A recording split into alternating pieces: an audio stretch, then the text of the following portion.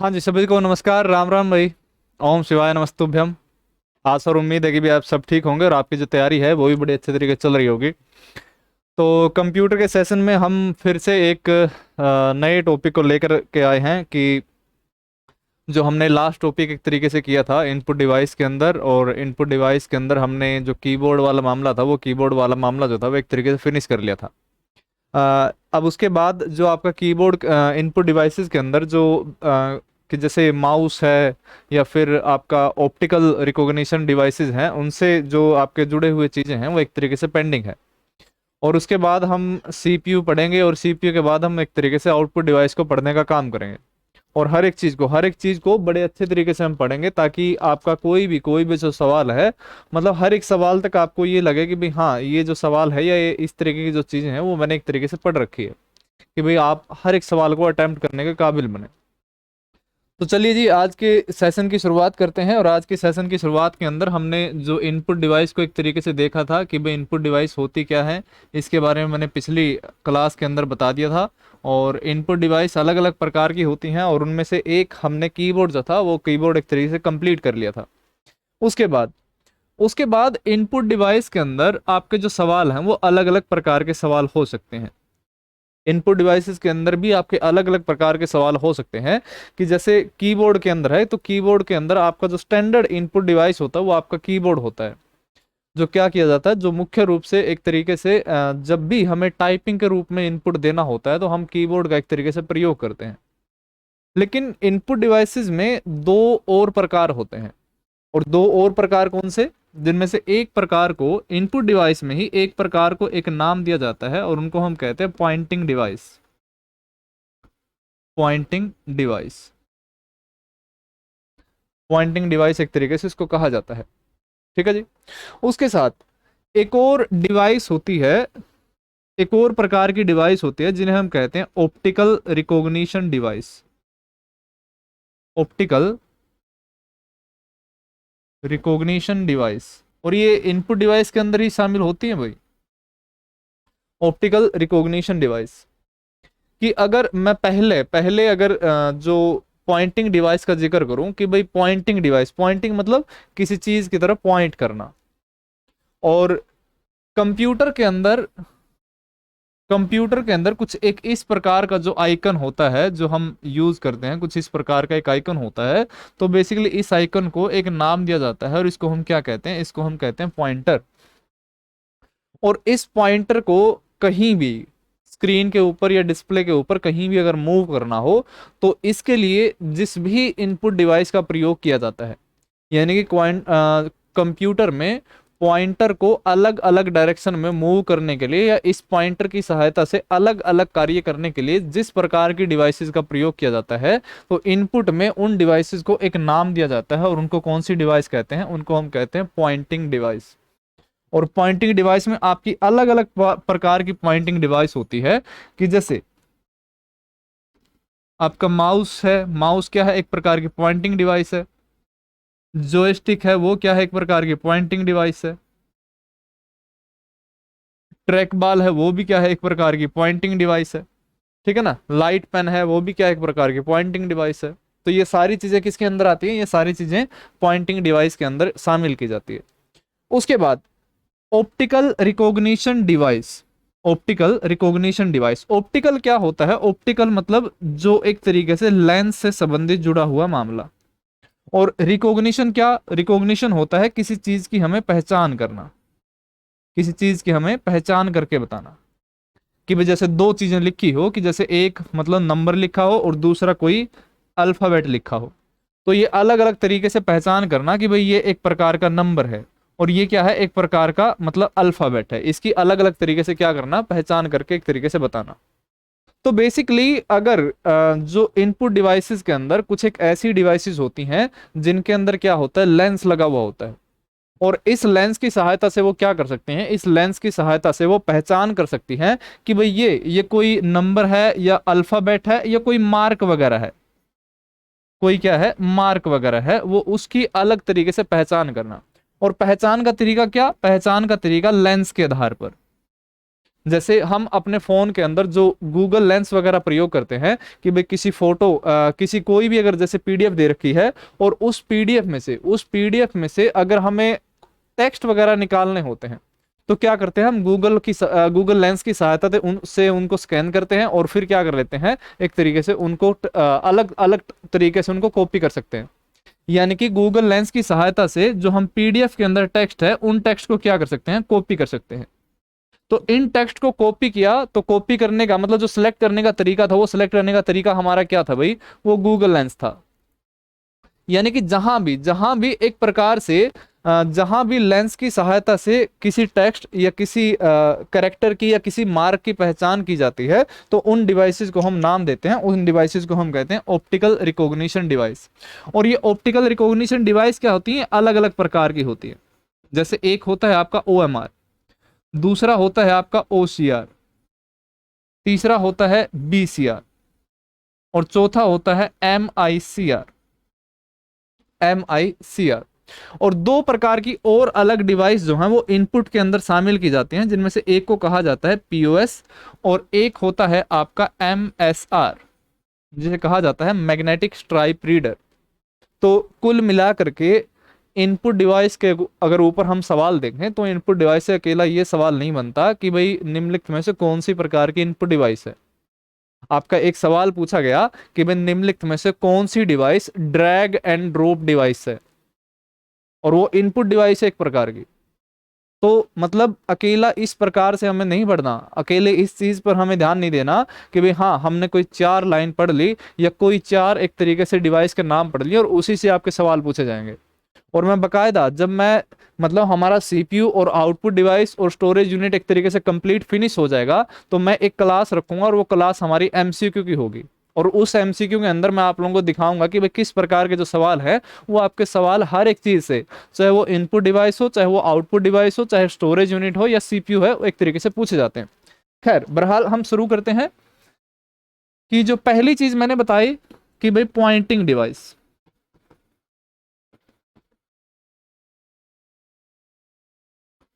Pointing device, और इसका कार्य क्या कि भाई वो डिवाइसेस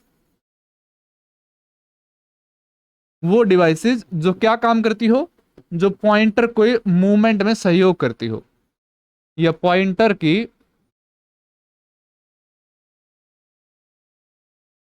मूवमेंट के लिए प्रयोग की जाती हैं।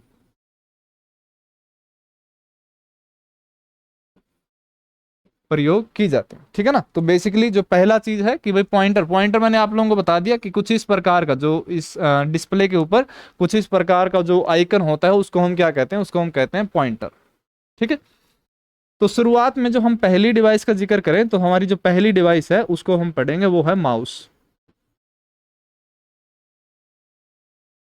ये है हमारा माउस, ठीक है जी। अब माउस को क्या कहते हैं, माउस को एक और नाम दिया जाता है, इसे क्या कहा जाता है, इसे ड्रैग एंड ड्रॉप डिवाइस भी कहते हैं। ये पॉइंटिंग डिवाइस तो आती ही है, इसको हम क्या कहते हैं, इसको हम ड्रैग एंड ड्रॉप डिवाइस भी कहते हैं। ड्रैग एंड ड्रॉप डिवाइस क्यों कहा जाता है इसको, क्योंकि जब भी अगर मान लो कि जैसे कोई मॉनिटर की कोई स्क्रीन डिस्प्ले है, और इस स्क्रीन के ऊपर कोई आइकन या कोई डेटा जो है वो एक तरीके से, या कोई फोटो जो है वो कुछ स्क्रीन के ऊपर रखी गई है, तो क्या करते हैं कि माउस की सहायता से इस फोटो के ऊपर क्लिक करके हम क्या कर सकते हैं, इसको स्क्रीन की दूसरी जगह पर क्या कर सकते हैं, इसको स्थापित कर सकते हैं या फिर ट्रांसफर कर सकते हैं। अगर किसी एक डेटा को एक जगह से दूसरी जगह, मतलब ऐसे इस तरीके से स्लाइड करके एक जगह से दूसरी जगह अगर रखा जाए, तो इसको एक नाम दिया जाता है, इसको हम कहते हैं ड्रैग। और इसको यहां पर मतलब राइट क्लिक हमने एक तरीके से प्रेस किया, और राइट क्लिक को दबा करके फिर हम क्या करते हैं, यहां पर इसको क्या कर देते हैं, छोड़ देते हैं। और जहां जिस भी लोकेशन पर हमने इसको रखा, तो उसको हम क्या बोलते हैं, उसको हम बोलते हैं ड्रॉप। कि भाई एक जगह से दूसरी जगह पर लेकर जाना ड्रैग कहलाता है, और दूसरा मतलब ऐसे स्लाइड करके लेकर जाना, और जो वहीं पर छोड़ देना, तो उसको क्या कहते हैं, उसको हम कहते हैं ड्रॉप।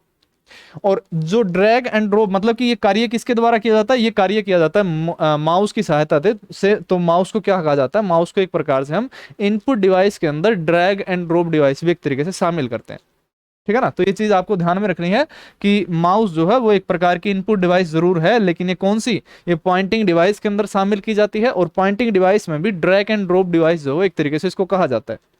अब उसके बाद माउस के अगर हम प्रकार देखें, माउस के अगर हम प्रकार देखें तो माउस के तीन प्रकार होते हैं। तीन प्रकार कौन से, एक प्रकार के माउस को नाम दिया जाता है और उसको हम कहते हैं वायर्ड माउस। एक प्रकार के माउस को हम कहते हैं वायर्ड माउस। दूसरे प्रकार के माउस को हम एक नाम देते हैं और उसको हम कहते हैं ऑप्टिकल माउस, ऑप्टिकल माउस। और जो तीसरा प्रकार का माउस होता है उसको एक नाम दिया जाता है, उसको कहा जाता है वायरलेस माउस। इसको क्या कहते हैं, इसको हम कहते हैं वायरलेस माउस। यानी कि माउस कितने प्रकार के होंगे, माउस आपके तीन प्रकार के होंगे। पहला कौन सा, वायर्ड माउस, दूसरा कौन सा, ऑप्टिकल माउस, और तीसरा कौन सा आपका वायरलेस माउस, ठीक है। और माउस का एक तरीके से प्रयोग, जो मेन प्रयोग है, जो मेन यूज है माउस का, वो मेन यूज क्या है कि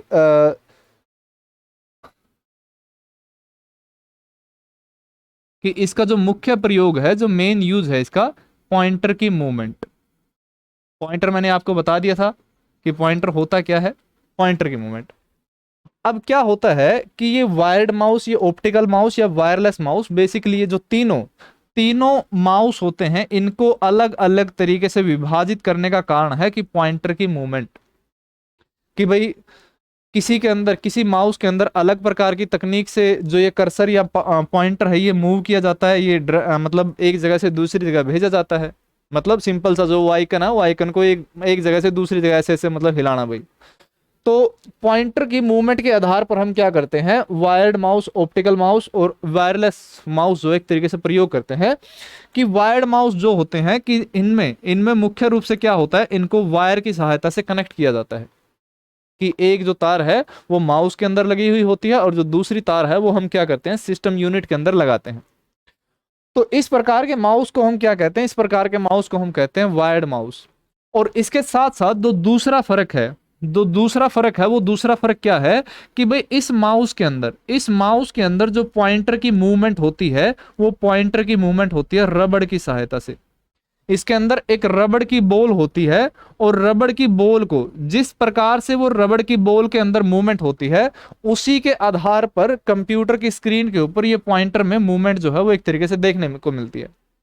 कि क्या होगा कि इस माउस के ठीक नीचे, एक रबड़ की बॉल होती है, और इस माउस को जैसे जैसे हम हिलाते हैं तो वो रबड़ की बॉल भी क्या करती है, मूव करती है, और उसी के आधार पर क्या होती है, इस पॉइंटर के अंदर मूवमेंट होती है। कि जैसे मैं अगर आप लोगों को ये एक प्रकार से दिखाऊं, ये माउस अगर मैं दिखाऊं, तो ये कुछ इस प्रकार का माउस होता है। ये इस प्रकार का जो माउस है, ये आपका कौन से प्रकार का माउस होता है भाई, ये एक प्रकार का वायर्ड माउस है। ये वायर्ड माउस है कि इसको क्या किया जाता है, एक तार की सहायता से जोड़ा जाता है, और इसको ठीक मतलब इसको पलटा जाए तो इसके ठीक नीचे यहाँ क्या होती है, यहाँ एक प्रकार से रबड़ बॉल होती है। और इसको जैसे हम रब करते हैं तो इस रबड़ बॉल के अंदर क्या होगी, ये रबड़ बॉल हिलती है, और उसी के आधार पर क्या होती है, पॉइंटर के अंदर मूवमेंट होती है, ठीक है ना। उसके बाद अगला जो मामला आता है, वो अगला मामला आता है ऑप्टिकल माउस। और ऑप्टिकल माउस भी एक प्रकार का वायर्ड माउस जरूर होता है, लेकिन इसके अंदर क्या होता है, इसके अंदर पॉइंटर की जो मूवमेंट है, वो पॉइंटर की मूवमेंट जो है वो किसी एलईडी लाइट की सहायता से क्या होती है, जिसको हम क्या कहते हैं, जिसको एक प्रकार से ऑप्टिकल लाइट भी इसको हम कहते हैं। ऑप्टिकल लाइट की सहायता से क्या होती है इसकी, मतलब जैसे जैसे वो ऑप्टिकल लाइट मूव होती है, कि जैसे मैं इसी के अंदर एक ये स्क्रीन के ऊपर मैं आप लोगों को वो भी दिखाता हूं कि ये एलईडी, जैसे ये देखिए आप, इसके ठीक नीचे कि जैसे क्या होगा कि अगर ये इस प्रकार का माउस है, इस प्रकार के माउस में क्या होता है कि अगर मान लो कि इसके एक तो आगे तार लगी हुई होती है कुछ इस प्रकार से, ये तो खैर वायरलेस माउस है, अगर इसको उल्ट करके देखेंगे तो इसके उल्ट करके देखने पर कुछ ऐसे ऐसे यहाँ पर स्क्रीन लगी हुई होती मतलब थोड़ी सी लाइट होती है। ये लाइट बेसिकली इसको ऑप्टिकल लाइट भी कहते हैं, इसको एलईडी लाइट भी हम कहते हैं। और जैसे जैसे मतलब ये एलईडी लाइट जिस जिस प्रकार से मूव होगी उसी प्रकार से क्या होती है, उसी प्रकार से मूवमेंट होती है पॉइंटर के अंदर। ठीक है ना, कि भाई अगर अगर जो पॉइंटर की मूवमेंट होती है उस पॉइंटर की मूवमेंट का जो आधार होता है, कि पॉइंटर की जो मूवमेंट का आधार होता है वो आधार क्या होता है भाई, जैसे जैसे ये ऑप्टिकल लेंस या ऑप्टिकल लाइट मूव होगी उसी के आधार पर क्या होती है, वो पॉइंटर के अंदर मूवमेंट होती है। उसके बाद वायरलेस माउस की बात करें तो वायरलेस माउस के अंदर क्या होता है कि भाई एक तो इसके अंदर दो चीजें होती है, जिनमें से एक को कहा जाता है आपका ट्रांसमीटर और दूसरे को कहा जाता है रिसीवर। दूसरे को हम क्या कहते हैं, रिसीवर कहते हैं। जैसे मैंने अभी ये एक तरीके से ये इस प्रकार का माउस दिखाया कि पहली चीज हम इसको क्या बोलते हैं, वायरलेस माउस। वायर मतलब केबल लेस मतलब नहीं है, कि जिसके अंदर केबल ना हो तो उसको हम कौन सा माउस कहते हैं, उसको हम कहते हैं वायरलेस माउस। यानी कि इस प्रकार का जो माउस होगा वो आपका कौन सा माउस कहलाएगा, वो आपका वायरलेस माउस कहलाएगा।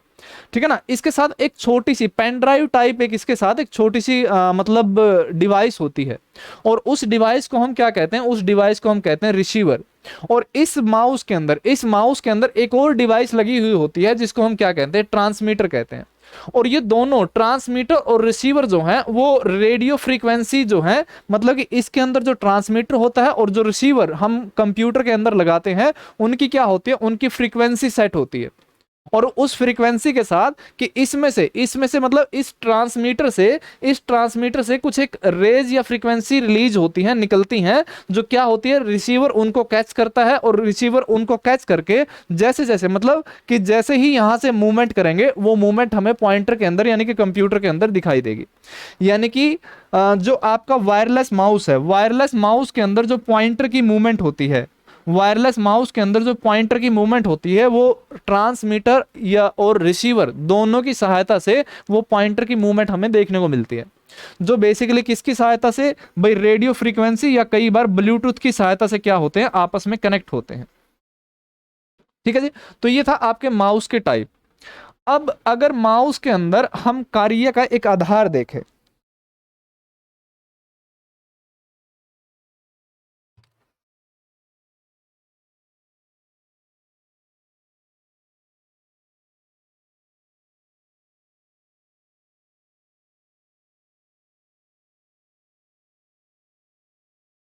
माउस से किए जाने वाले कार्य,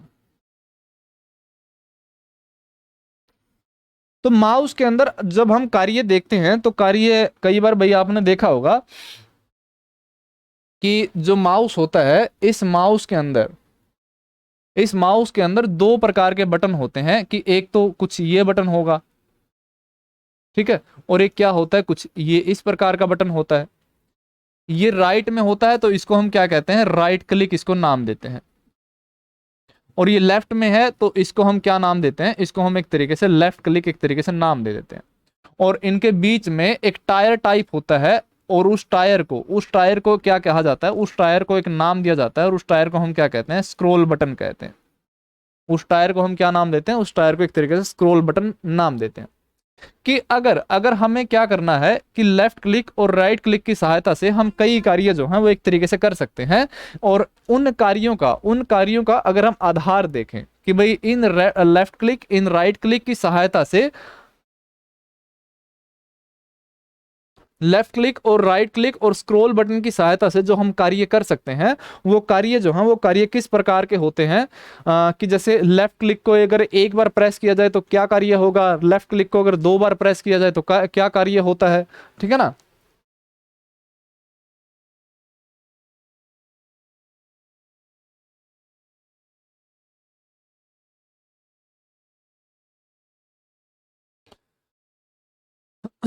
तो माउस के द्वारा जो किए जाने वाले कार्य हैं उनका एक आधार देखें, कि जैसे पहला हम देखें लेफ्ट क्लिक।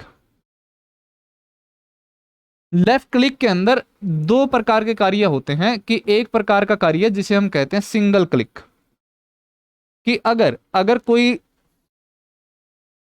अगर कोई डिस्प्ले के ऊपर यानी कि मॉनिटर के ऊपर कोई डेटा या कोई भी चीज है, कोई फाइल है या कोई फोल्डर है, मान लो कि एक फोटो जो है वो एक तरीके से स्क्रीन के ऊपर है, और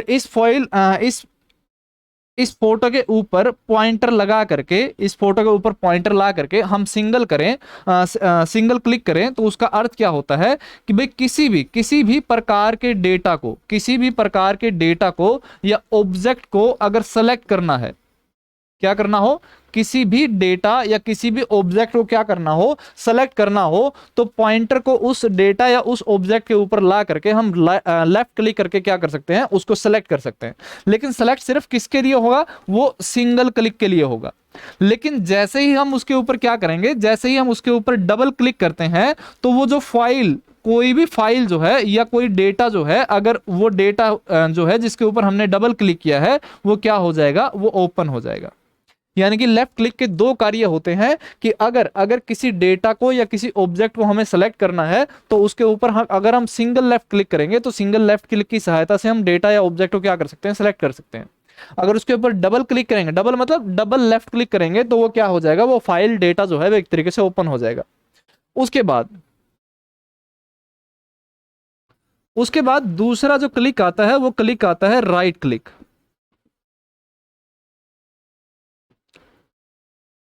राइट क्लिक, और राइट क्लिक के भी दो कार्य होते हैं। दो कार्य किस प्रकार से, अगर अगर हमारी खाली डिस्प्ले है, हमारी खाली डिस्प्ले है और खाली डिस्प्ले के ऊपर राइट क्लिक करते हैं, जो हम क्या करते हैं, जैसे भी हम कंप्यूटर को ऑन करेंगे, तो हमारी आदत है कि भाई कंप्यूटर को रिफ्रेश करना।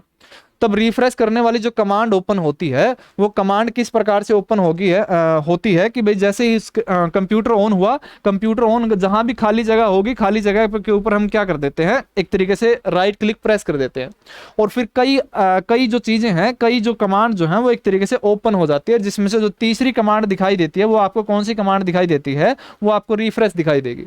जैसे डिस्प्ले है या पर्सनलाइज है या डिवाइस मैनेजमेंट है, मतलब वो कई कमांड जो एक तरीके से दिखाई देती है। तो और ये कमांड कब दिखती है, जब हम क्या करते हैं, सिंगल राइट क्लिक करते हैं। कि जब भी डिस्प्ले या स्क्रीन पर राइट क्लिक किया जाएगा, राइट क्लिक होगा, तो वो क्या ओपन करता है, वो लिस्ट ऑफ कमांड ओपन करता है। कमांड मतलब कई कार्य, जैसे आप रिफ्रेश करते हो, रिफ्रेश भी क्या है, एक प्रकार की कमांड है।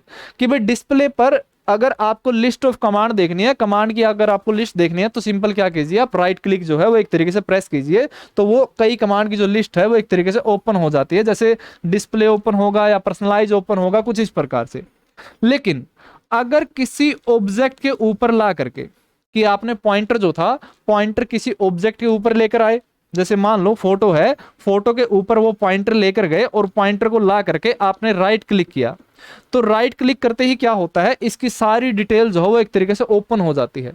कि भाई इसको किससे ओपन करना है, किससे मतलब जो एक तरीके से इसका रीनेम करना हो, इसको कॉपी करना हो, सेंड टू वगैरह, जो ये सारी कमांड है, ये सारी कमांड कब ओपन होती है, कि अगर अगर किसी भी डेटा या किसी भी ऑब्जेक्ट के ऊपर पॉइंटर लगा करके हम राइट क्लिक करते हैं, तो उस ऑब्जेक्ट की जितनी भी कमांड होती हैं, जितनी भी उसकी प्रॉपर्टीज होती हैं, वो सारी क्या हो जाती है, ओपन हो जाती है। ऑब्जेक्ट पर राइट क्लिक करने से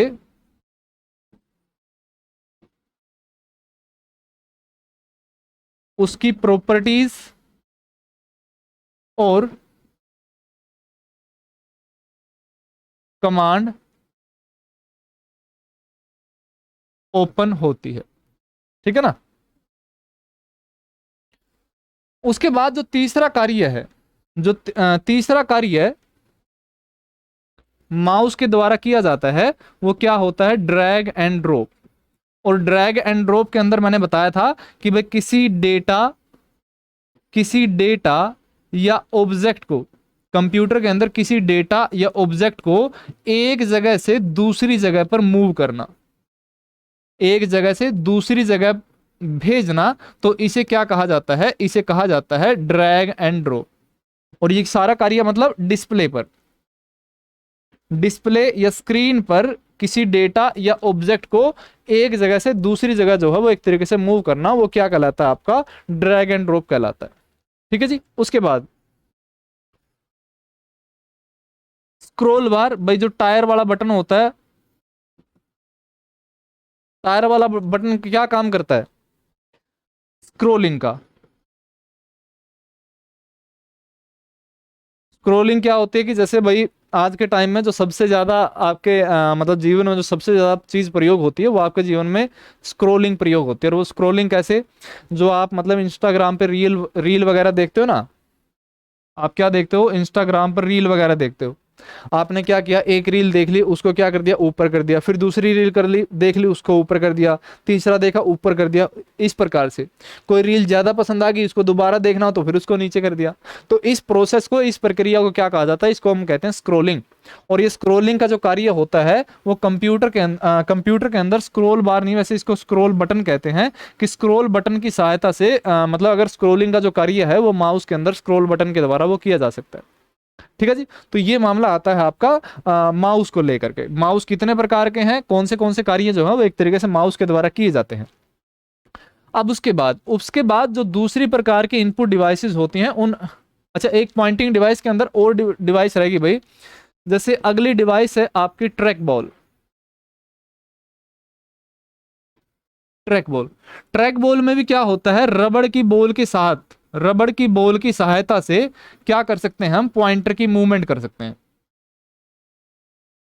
सहायता से हम क्या कर सकते हैं, पॉइंटर की मूवमेंट कर सकते हैं भाई। और ये ट्रैक बॉल क्या होता है, ट्रैक बॉल आपका कुछ इस प्रकार का होता है।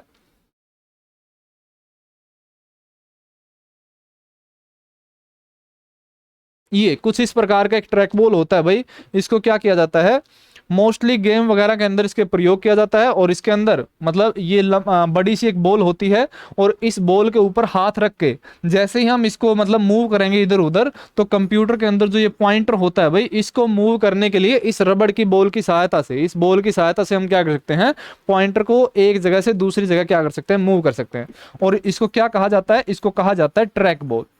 और दूसरा कि एक और डिवाइस होती है, और उस डिवाइस का नाम होता है जॉयस्टिक। जॉयस्टिक। और जॉयस्टिक के अंदर क्या होता है, इस रबड़ की बॉल को हटा दिया जाता है, और इस रबड़ की बॉल की जगह क्या किया जाता है, एक हैंडल का प्रयोग किया जाता है। और उस अगर रबड़ की बॉल की जगह हैंडल लगा दिया जाए, और हैंडल की सहायता से जैसे मतलब जिस साइड हैंडल मोड़ोगे आप, कि भाई इस साइड मोड़ना हो, इस साइड मोड़ना हो, इस साइड मोड़ना हो, तो जॉयस्टिक के अंदर क्या होता है कि हैंडल की सहायता से पॉइंटर की मूवमेंट करना। और ये किसके अंदर होता है आपका, ये होता है आपका जॉयस्टिक के अंदर। लेकिन ट्रैक बॉल के अंदर क्या होता है, रबड़ बॉल की सहायता से आप क्या करते हो, पॉइंटर की मूवमेंट करवाते हो। ठीक है ना।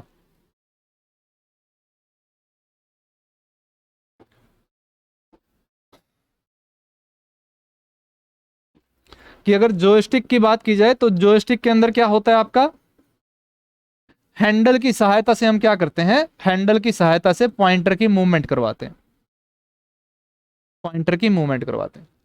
ठीक है जी। अब उसके बाद हमारा मामला आता है, और वो मामला आता है ऑप्टिकल रिकॉग्निशन डिवाइस। ऑप्टिकल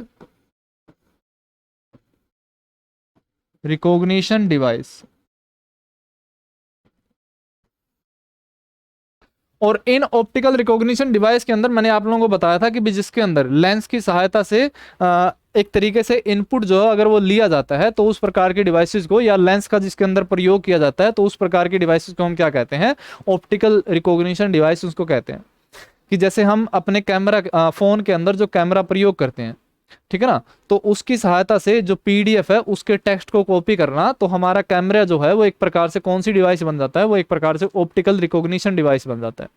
लेकिन इनपुट डिवाइस के अंदर आपकी अलग अलग प्रकार की ऑप्टिकल रिकॉग्निशन डिवाइस होती है, जिसमें से एक डिवाइस को एक नाम दिया जाता है, और उसको हम कहते हैं ऑप्टिकल ओएमआर। और ओएमआर के अंदर ऑप्टिकल का जो अर्थ होता है, ओ से बनता है आपका ऑप्टिकल, एम से बनता है मार्क, और आर से बनता है आपका रिकॉग्निशन। आर से क्या बनेगा, रिकॉग्निशन बनेगा। और इसका वास्तविक अर्थ क्या होता है कि जैसे मैंने ऑप्टिकल बताया कि ऑप्टिकल मतलब लेंस, मार्क मतलब निशान, और रिकॉग्निशन मतलब पहचान करना। कि भाई किसी लेंस की सहायता से किसी निशान की क्या करना, पहचान करना। और इसके लिए जिस डिवाइस का प्रयोग किया जाता है, जिस मशीन का प्रयोग किया जाता है, उस मशीन को हम क्या कहते हैं, उस मशीन को हम कहते हैं ओएमआर। जब भी भाई आप एग्जाम देते हो और एग्जाम के समय ओएमआर सीट के ऊपर जब आप एग्जाम देते हो तो एग्जाम के समय आपको ये कहा जाता है कि भाई आपको जो ये राउंड सर्कल है, कि किसी भी राउंड सर्कल के ऊपर ना तो ये निशान लगाना, ना आपको ये निशान लगाना, और आपको क्या करना है, आपको ये जो राउंड सर्कल है ये आपको क्या करने हैं, फुल करने हैं।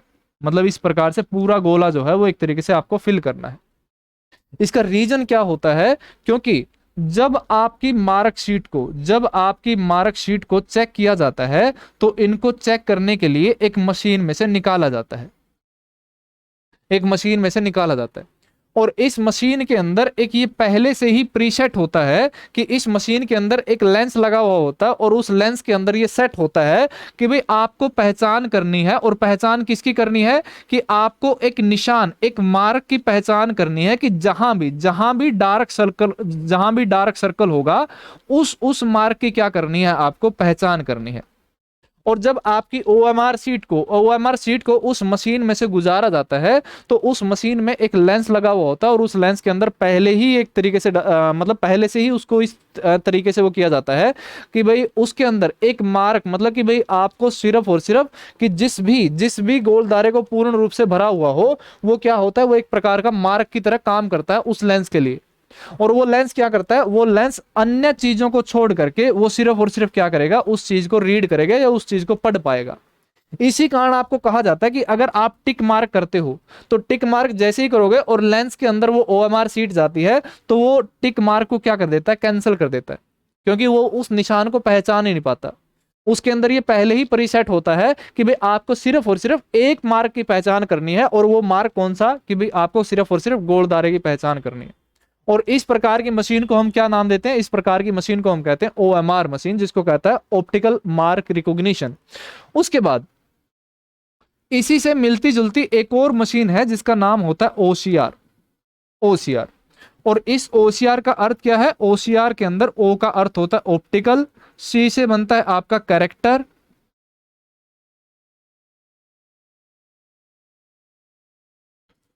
और आर से बनता है आपका रिकॉग्निशन। ऑप्टिकल फिर से वही कि भाई ऑप्टिकल को क्या कहते हैं, हम लेंस कहते हैं। कैरेक्टर मतलब कि भाई कोई टेक्स्ट, और रिकॉग्निशन मतलब पहचान करना। ठीक है ना, कि भाई लेंस की सहायता से किसी टेक्स्ट की पहचान करना, जो आप मोस्टली यूज करते हो कि भाई आप एक तरीके से पीडीएफ में से कोई अगर आपको टेक्स्ट निकालने होते हैं, टेक्स्ट कॉपी करने होते हैं, तो आप अपने फोन के अंदर गूगल लेंस का प्रयोग करके एक तरीके से क्या कर देते हो, उसको कॉपी कर लेते हो।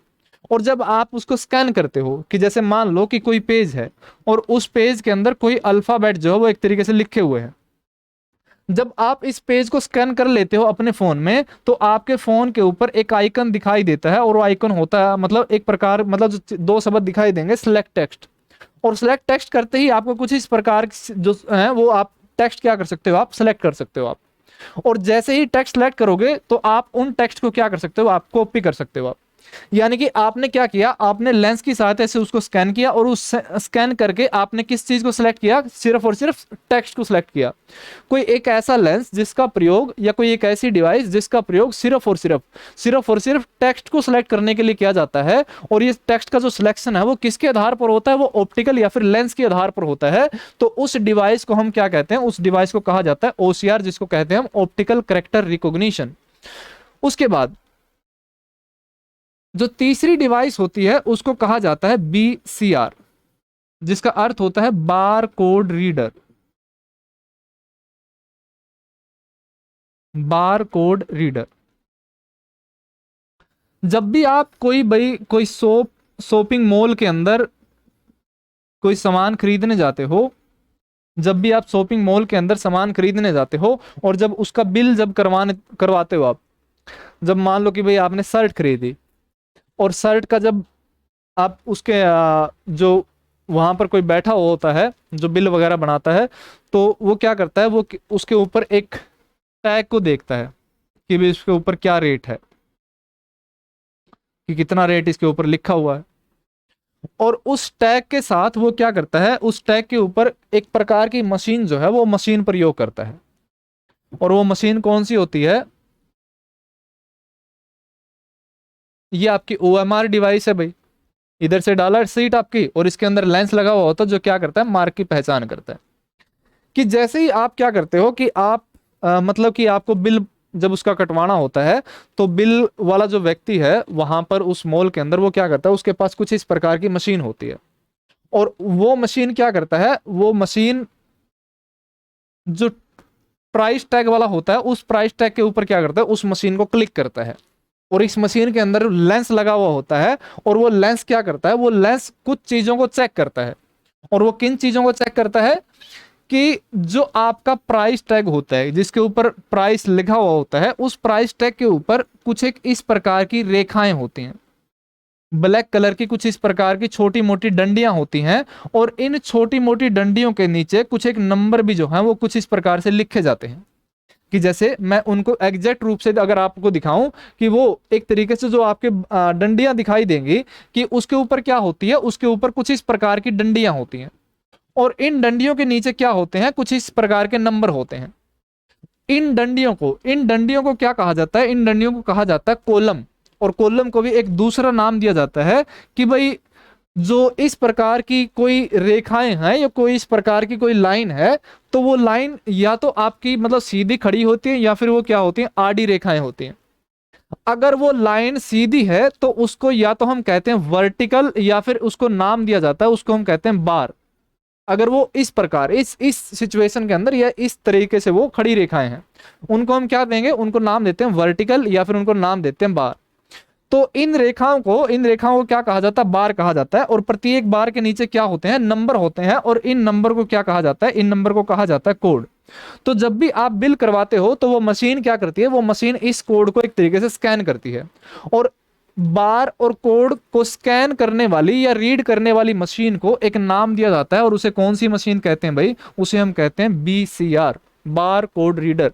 यानी कि एक ऐसी मशीन, एक ऐसी डिवाइस जो बार कोड को रीड करने का काम करती हो, वो क्या होती है, उस मशीन को हम कहते हैं, उस मशीन को एक नाम दिया जाता है, उस मशीन को हम बार कोड रीडर एक तरीके से कहते हैं। उसके बाद जो ये नीचे अंक लिखे हुए होते हैं, उसके बाद ये जो अंक नीचे लिखे होते हैं 8 9 मतलब कुछ भी, अगर जो अंक लिखे हैं नीचे, ये अंक जो हैं, ये अंक संख्या के अंदर अगर इनकी संख्या अगर हम देखेंगे,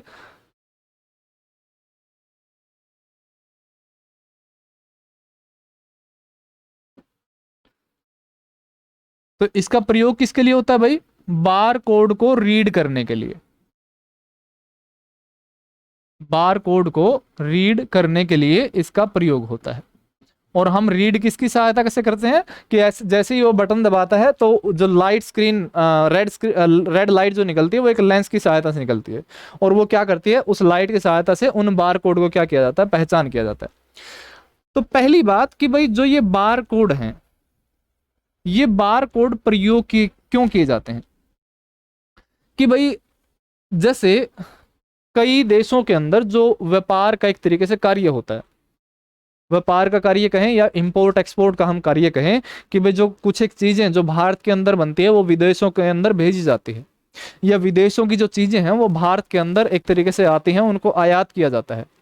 तो क्या होता है कि इस विश्व भर के अंदर जितने भी देश हैं, और जिन देशों के द्वारा किसी वस्तु का इंपोर्ट या एक्सपोर्ट किया जाता है, कि कोई वस्तु भेज रहा है या कोई वस्तु लेकर आ रहा है, या इंपोर्ट जो एक्सपोर्ट होता है, तो प्रत्येक वस्तु कहें या प्रत्येक प्रोडक्ट कहें, प्रत्येक वस्तु या प्रत्येक प्रोडक्ट की पहचान करने के लिए या उनकी आइडेंटिफिकेशन के लिए क्या किए जाते हैं, इन कोड का प्रयोग किया जाता है। और ये कोड क्या होते हैं, ये कोड दो प्रकार के होते हैं, और दो प्रकार के कौन से, कि एक को नाम दिया जाता है, उसको हम कहते हैं यूपीसी, और दूसरे को एक नाम दिया जाता है और उसको हम कहते हैं ईएएन। यानी कि बार कोड का प्रयोग क्यों होता है, बार कोड का प्रयोग किया जाता है प्रत्येक प्रोडक्ट की पहचान करने के लिए, कि उसको पहचान करके ये बताना कि ये प्रोडक्ट जो है ये किस देश का है, किस कंपनी ने इसका निर्माण किया है, और ये प्रोडक्ट वास्तव में है क्या चीज। तो ये बार कोड जो है, ये बार कोड दो प्रकार के होते हैं, जिनमें से एक बार कोड को कहते हैं यूपीसी और दूसरे बार कोड को हम कहते हैं ईएएन। जो यूपीसी होता है, इस यूपीसी का अर्थ होता है, यू से बनता है आपका यूनिवर्सल, यू से बनता है आपका यूनिवर्सल, पी से बनता है आपका प्रोडक्ट, और सी से बनता है आपका कोड। और जो EAN है, EAN का अर्थ होता है European article number, European article number. अगर यूनिवर्सल प्रोडक्ट कोड है, यूनिवर्सल प्रोडक्ट कोड है, तो इसके अंदर जो आपके कोड की संख्या होती है या कोड के जो कुल अंक होते हैं वो आपके 12 होते हैं। लेकिन जो EN के अंदर, EN के अंदर जो कोड की संख्या होती है वो कोड की संख्या क्या होती है आपकी 13 होती है। वो किस प्रकार से होता है आपका, कि जैसे मैं अगर आपको इसके अंदर जो ये संख्या है मैं आप लोगों को दिखाऊं कि भाई प्रत्येक बार कोड के नीचे, प्रत्येक बार कोड के नीचे जो ये अंक प्रयोग किए जाते हैं, ये अंक दो प्रकार से मिलते हैं, जिनमें से एक को हम क्या कहते हैं UPC कहते हैं, दूसरे को हम क्या कहते हैं EN कहते हैं। अगर ये कोड जो ये अंक हैं ये अगर 12 हैं तो उसको, इस कोड को क्या कहा जाएगा, इस कोड को कहा जाता है यूनिवर्सल प्रोडक्ट कोड। लेकिन अगर इनकी संख्या 13 है तो इसको क्या कहा जाता है, इसको कहा जाता है EN, जिसको हम कहते हैं यूरोपियन आर्टिकल नंबर, जो मुख्य रूप से यूरोपियन देशों के अंदर क्या किया जाता है, प्रयोग किया जाता है। और जो आपका UPC है, जो मुख्य रूप से US और कनाडा के अंदर जो प्रयोग किया जाता है वो आपका UPC होता है। और इनको डिवाइड, मतलब इनको, इनकी पहचान करने का जो तरीका है, वो पहचान करने का तरीका किस प्रकार से है कि जो पहले दो अंक होते हैं, जो पहले दो अंक होते हैं वो किसकी पहचान कराते हैं, वो पहचान कराते हैं कंट्री कोड की। जो अगले 5 हैं, अगले 5 है उनको कहा जाता है मैन्युफैक्चरर कोड, कि भाई किस कंपनी ने जो है वो एक तरीके से निर्माण किया है इस चीज का। और जो अगले 5 अंक हैं, जो अगले 5 अंक हैं उनको क्या कहा जाता है, उनको कहा जाता है प्रोडक्ट कोड। प्रोडक्ट कोड मतलब कि भाई किसी, कोई भी कंपनी है, अगर उस कंपनी के अंदर मतलब हजारों वस्तुओं का निर्माण हो रहा है, कि भाई वो कंपनी जो है, वो कंपनी कपड़े ही बना रही है, वो कंपनी जीन्स भी बना रही है, वो कंपनी जूते ही बना रही है, तो प्रत्येक, उनके प्रत्येक प्रोडक्ट की एक कोड दी जाती है कि भाई अगर कोई शर्ट बन रही है तो उस शर्ट को, मतलब उस प्रकार की शर्ट को एक कोड दिया जाएगा। बूट मतलब जूते बन रहे हैं तो जूतों को एक तरीके से इस प्रकार का कोड जो है एक तरीके से दिया जाएगा। यानी कि प्रत्येक प्रोडक्ट की पहचान करने के लिए क्या होता है, वो 5, मतलब 5 अंक जो है वो एक तरीके से प्रयोग किए जाते हैं। और जो लास्ट का अंक होता है उसको हम क्या कहते हैं, उसको हम कहते हैं चेकसम, जो अगर कुछ एरर वगैरह अगर चेक करनी हो तो इसके लिए इसका प्रयोग किया जाता है। ठीक है जी, तो ये चीजें जो है वो एक तरीके से आपको ध्यान में रखनी है। उसके बाद जो अगली डिवाइस आती है, अगली जो मशीन आती है, उसका नाम रहता है MICR। MICR जिसका जो अर्थ होता है,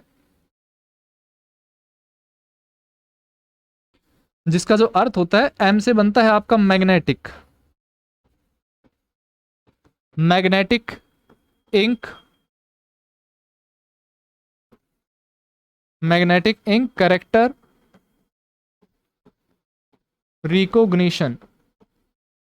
और कई बार क्या होता है, रिकॉग्निशन की जगह रीडर भी एक तरीके से इसके लिए प्रयोग किया जाता है। तो ये मतलब फर्स्ट प्रायोरिटी आपकी रिकॉग्निशन है, और अगर बाई चांस रिकॉग्निशन नहीं दे रखा तो दूसरी प्रायोरिटी क्या होगी आपकी, रीडर की दूसरी प्रायोरिटी होगी। ठीक है ना।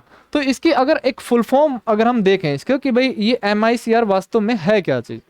MICR के अंदर जो ये पहले दो जो पहला शब्द है, मतलब चुंबकीय, मैग्नेटिक, जिसका अर्थ क्या होता है चुंबकीय, इंक मतलब स्याही,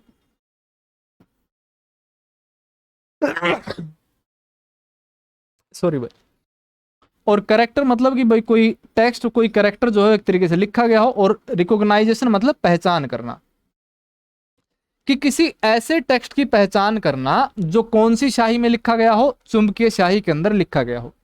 कोई एक ऐसी मशीन है जो क्या की गई है, जो चुंबकीय स्याही के अंदर लिखे गए अक्षरों की पहचान करती है, और उस मशीन को हम क्या बोलते हैं, उस मशीन को हम कहते हैं MICR।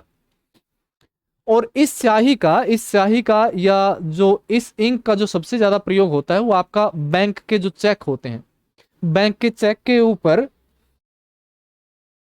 बैंक के चेक के ऊपर जो एक प्रकार से आपके कुछ जो ये नीचे नीचे की तरफ जो अंक होते हैं, ये इस प्रकार से, जो इस प्रकार से जो ये अंक होते हैं, इन अंकों को बेसिकली मैग्नेटिक इंक में लिखा जाता है, मैग्नेटिक इंक के अंदर लिखा जाता है। मान लो कि भाई जैसे आपका कोई आधार कार्ड है, आपका आधार कार्ड है, आपकी सुंदर सी फोटो यहां पर लिखी गई है, आपका नाम है, आपके पिता का नाम है, आपका एड्रेस जो है वो एक तरीके से दिखाया गया है। अगर इस आधार कार्ड की हम फोटोकॉपी करवाएं और फोटोकॉपी अगर किसी कहीं भी अगर हम दिखाते हैं तो वो फोटोकॉपी क्या मानी जाती है, एक प्रकार से वैलिड मानी जाती है कि भाई हाँ मतलब ये भी जो है फोटोकॉपी जो है वो एक तरीके से उसका एक मतलब स्वरूप माना जाता है कि भाई हाँ ये एक तरीके से चल जाएगी। लेकिन जब एक चेक की बात आती है और चेक को अगर हम ये सोचें कि किसी व्यक्ति को चेक दें कि भाई ले मैंने चेक काट दिया और चेक जो है मैं उसकी फोटो ओरिजिनल चेक नहीं दूंगा, ले भाई फोटोकॉपी दे ले जा, और फोटोकॉपी जो है एक तरीके से बैंक के अंदर जमा करवा दी। वो फोटोकॉपी क्या होती है, कभी वो फोटोकॉपी नहीं चलती। उसका रीजन क्या होता है कि प्रत्येक चेक के ऊपर जो ये अंक होते हैं, ये अंक किसके अंदर लिखे जाते हैं, एक प्रकार की स्याही में लिखे जाते हैं, मैग्नेटिक इंक के अंदर लिखे जाते हैं। और जब किसी चेक की कॉपी को, मान लो कोई ओरिजिनल चेक नहीं है, उस चेक की कॉपी है, और उस चेक की कॉपी को एक तरीके से उस मशीन के अंदर डाला जाता है, तो वो क्या करती है, उसको रीड करने से मना कर देती है। उसका रीजन क्या है कि भाई जो आप अगर अगर जब आप उसकी फोटोकॉपी निकालते हो और फोटोकॉपी में जो ये अंक आएंगे वो आपकी नॉर्मल स्याही के अंदर आएंगे, और वो नॉर्मल स्याही जो है वो एक तरीके से रीड करने से मना कर देती है। तो ऐसे अंक मतलब जो मैग्नेटिक इंक के अंदर लिखे जाते हैं वो क्या करती है, उन्हीं अंकों की पहचान करती है। और मैग्नेटिक इंक क्या होती है कि मैग्नेटिक इंक कि भाई ऐसे अक्षर जो आयरन ऑक्साइड के अंदर लिखे जाते हैं, किसके अंदर लिखे जाते हैं, आपके आयरन ऑक्साइड, कि अगर आयरन ऑक्साइड को लिक्विडाइजेशन मतलब द्रवीकरण कर दिया जाए, उसको लिक्विड फॉर्म में यूज किया जाए, तो उस अंक को या उस स्याही को एक नाम दिया जाता है, और उसे कौन सी स्याही कहते हैं, हम एक तरीके से मैग्नेटिक इंक उसको कहते हैं। और मैग्नेटिक इंक के अंदर कोई अगर अक्षर लिखे जाते हैं तो उनको क्या कहा जाता है, उनको मैग्नेटिक इंक करेक्टर उनको कहा जाता है। तो इसके अंदर दो चीजें क्या लिखोगे आप कि मैग्नेटिक इंक के लिए, मैग्नेटिक इंक किसके प्रयोग से बनती है भाई, वो आयरन ऑक्साइड के प्रयोग से बनती है। आयरन ऑक्साइड के प्रयोग से ये स्याही जो है वो एक तरीके से बनती है। और MICR अगर कुल नंबर की बात की जाए तो MICR के अंदर जो कुल अंक होते हैं वो आपके कुल अंक कितने होते हैं भाई, वो 9 अंक होते हैं, ठीक है ना।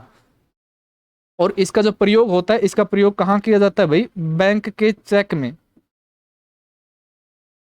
बैंक के चेक में इसका प्रयोग होता है। किसका प्रयोग होता है, चुंबकीय स्याही का एक तरीके से प्रयोग होता है, ठीक है। उसके बाद उसके बाद एक ऑप्टिकल में तो नहीं इसको लिया जाता, एक प्रकार की और डिवाइस होती है और इसको हम कहते हैं POS, जिसे कहा जाता है point of sale machine, point of sale machine या फिर पॉइंट ऑफ सेल डिवाइस। और इसी डिवाइस के अंदर, इसी में एक और डिवाइस इंक्लूड की जाती है, और वो कौन सी होती है, वो MSR होती है, जिसको क्या कहा जाता है, जिसको कहा जाता है magnetic stripe reader, magnetic stripe reader, magnetic stripe reader. कि भाई जो आप बैंक के डेबिट कार्ड या क्रेडिट कार्ड वगैरह प्रयोग करते हो तो क्या होता है, इस बैंक के क्रेडिट कार्ड के ठीक फ्रंट में तो क्या लिखी जाती है, डिटेल लिखी जाती है कि नाम लिखा है और उसका जो एक तरीके से डेबिट कार्ड का नंबर लिखा हुआ है। और उसके ठीक ऊपर फ्रंट में यहां पर कॉपर की क्या होती है, एक प्रकार की चिप होती है, क्या होती है, कॉपर की चिप होती है। और अगर इसको पलट दिया जाए, इसको उल्टा किया जाए, तो इसको उल्टा करने के ऊपर यहां पर मतलब कुछ यहां ऊपरी स्तर पर क्या होती है, एक ब्लैक कलर की पट्टी होती है। और ये ब्लैक कलर की पट्टी के ऊपर कुछ एक गुप्त जानकारियां लिखी हुई होती है, और ये गुप्त जानकारियां वो भी आपकी कौन सी स्याही में लिखी जाती है भाई, वो मैग्नेटिक आधार पर ये गुप्त जानकारी जो है वो एक तरीके से लिखी जाती है। कि जब आप एक तरीके से कहीं भी मॉल में गए या कहीं पेट्रोल पंप पर गए, कहीं भी अगर जैसे डेबिट कार्ड या क्रेडिट कार्ड से आप पेमेंट करते हो, तो उस मशीन के अंदर क्या किया जाता है, उस मशीन के अंदर या तो कार्ड एक तरीके से इंसर्ट करते हैं इस चिप के उससे, तो उस मशीन को एक नाम दिया जाता है, और उस मशीन को हम क्या कहते हैं, उस मशीन को हम कहते हैं पॉइंट ऑफ स्केल मशीन। और उसके बाद अगर अगर उसको कई बार क्या किया जाता है, साइड में कुछ इस प्रकार से स्वाइप किया जाता है, और कौन सी साइड से, जिस साइड से ब्लैक टेप मतलब ब्लैक पट्टी होती है, तो उस टाइम उस मशीन को एक नाम दिया जाता है, और उसको क्या कहा जाता है, मैग्नेटिक स्ट्राइप रीडर। मैग्नेटिक मतलब चुंबकीय, स्ट्राइप मतलब पट्टी, कि भाई जो ऐसी मशीन जो इस चुंबकीय पट्टी को रीड करने का काम करती है, तो उस मशीन को हम क्या कहते हैं, उस मशीन को MSR नाम दिया जाता है, जिसे कहा जाता है मैग्नेटिक स्ट्राइप रीडर, ठीक है जी। उसके साथ साथ इनपुट डिवाइसेस के अंदर और भी अलग अलग नाम हैं भाई, जैसे स्कैनर है जो मैंने पहले भी लिखवाया था, आपका वेब कैम है, आपका माइक या माइक्रोफोन है, या आपका वॉइस रिकॉग्निशन है। वॉइस रिकॉग्निशन क्या करता है कि भाई किसी वॉइस को टेक्स्ट में कन्वर्ट करना, कि जैसे आप मोबाइल के अंदर कीबोर्ड के अंदर प्रयोग करते हैं ना, कि आपने माइक प्रेस करके आपने कोई चीज बोली, वो चीज क्या आ जाती है, वर्डिंग के अंदर आ जाती है, टेक्स्ट के अंदर आ जाती है। तो ये सारी जो चीजें हैं वो सारी चीजें आपकी कौन सी डिवाइस के अंदर इंक्लूड होती है भाई, वो सारी चीजें आपकी इनपुट डिवाइस के अंदर इंक्लूड होती हैं। ठीक है जी। तो ये आपका कुल मिलाकर के टोटल मामला था इनपुट डिवाइस को लेकर के, जिसमें हमने पहले पार्ट के अंदर कीबोर्ड पढ़ा, दूसरे पार्ट के अंदर हमने माउस और ऑप्टिकल रिकॉग्निशन डिवाइस कितने प्रकार की होती है, पीओएस वगैरह, और जो आपकी एमएसआर वगैरह है, वो एक तरीके से हमने यहाँ पर पढ़ने का काम किया। उसके बाद जो बाकी के दो पार्ट बचे, जिनमें से एक पार्ट आपका सीपीयू यानी कि प्रोसेसर, और जो दूसरा पार्ट है वो आपका स्टोरेज यूनिट जो है वो एक तरीके से बचता है, और इसी के साथ आउटपुट डिवाइस भी आपका पेंडिंग है। तो मैं कोशिश करूंगा कि नेक्स्ट क्लास के अंदर जो प्रोसेसर जो सीपीयू है वो इसको एक तरीके से फिनिश करवा दूं। उसके जो अलग अलग भाग है, जैसे आपका कंट्रोल यूनिट है, एएलयू है, या स्टोरेज यूनिट जिसके अंदर आपका रजिस्टर वगैरह इंक्लूड किए जाते हैं, उनको क्या कर दूंगा मैं एक ही क्लास के अंदर कंप्लीट करवा दूंगा। फिर आपका ऑप्टिकल आउटपुट डिवाइस बचेगा, और फिर उसके बाद मेमोरी यूनिट या स्टोरेज डिवाइस जो एक तरीके से पेंडिंग रहेगी। और अगर बीच में कुछ ऐसा समय मिलता है तो मैं इनके एमसीक्यू ऐड कर दूंगा, या फिर मैं इन चारों को कंप्लीट करवा कर इन चारों के एमसीक्यू जो है वो एक क्लास के अंदर आपको करवा दूंगा। ठीक है जी। तो तब तक के लिए भाई, आज के सेशन में हम इतना ही एक तरीके से रखते हैं। जो आपकी अगली क्लास होगी वो आपकी अगली क्लास प्रोसेसिंग यूनिट के अंदर के लिए होगी, और उसके अंदर भी जो आपकी सीपीयू से संबंधित जानकारी है वो बिल्कुल इसी तरीके से पढ़ेंगे भाई। तो तब तक के लिए नमस्कार, राम राम, जय हरियाणा, जय हरियाणवी, जय हिंद, जय भारत।